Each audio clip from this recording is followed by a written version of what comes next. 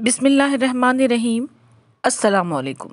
रसूल अकरम सल्लल्लाहु अलैहि वआलिहि वसल्लम ने जो पहली नमाज पढ़ी थी वो आपने आसमानों पर अर्श आज़म के सामने अदा की थी। और जब आपको मेराज हुई और आप अर्श के करीब पहुँचे तो अल्लाह ताला ने फरमाया, मोहम्मद सल्लल्लाहु अलैहि वसल्लम स्वाद के करीब जा और अपने आज़ाए सजदा को धो लो और अपने रब की नमाज पढ़ो।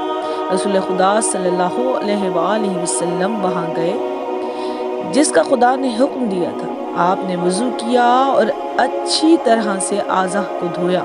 स्वाद वो चश्मा है जो अर्श के एक रुकन से फूटता है, इसे माउल हैवान यानी आब हयात कहा जाता है। और इसी के मुतालिक अल्लाह ताला ने फरमाया है कि स्वाद वल कुरानी ज़िक्र। इमाम जाफ़र सादिक अलैहिस्सलाम से मक़बूल है, आपने फरमाया स्वाद वो चश्मा है जो ज़ेर अर्श फूटता है।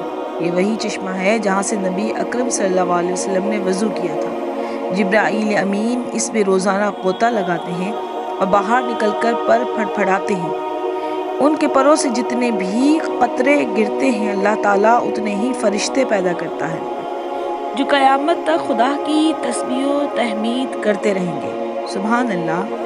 सूरह स्वाद की फ़ज़ाइल। इमाम मोहम्मद बाक़र अलैहिस्सलाम ने फरमाया, जो शख्स शब जुम्मा सूरह स्वाद की तिलावत करे तो अल्लाह ताला उसे इतना सवाब देगा जितना कि और इंसानों में से किसी को नहीं देगा। अलबत्ता नबी मुरसल और मुलक़्क़े मुक़र्रब इससे मुस्तस्ना है। अल्लाह ताला इसे और उसके ख़ानदान में से वो जिसे भी चाहेगा इसे जन्नत में दाखिल करेगा। हद यह है कि अल्लाह ताला उसके ख़ादिमों को भी जन्नत में दाखिल करेगा जो उसके अयाल में से न होंगे और इसकी हदूद शिफ़ाअत में शामिल न होंगे। नबी करीम सल्लल्लाहु अलैहि वसल्लम ने फरमाया, जो शख्स सूरह स्वाद की तिलावत करे तो अल्लाह ताला उन तमाम पहाड़ों के वज़न के बराबर उसे सवाब अता करेगा जो उसने दाऊद अलैहिस्सलाम के लिए मुसख्खिर किए थे, और उसे गुनाह सगीरा और गुनाह कबीरा पर इसरार करने से महफूज रखेगा। सुभान अल्लाह। वीडियो पसंद आए तो इसे लाइक और शेयर करें, मेरे चैनल को सब्सक्राइब करें। मुझे इजाज़त दें। अल्लाह हाफ़िज़।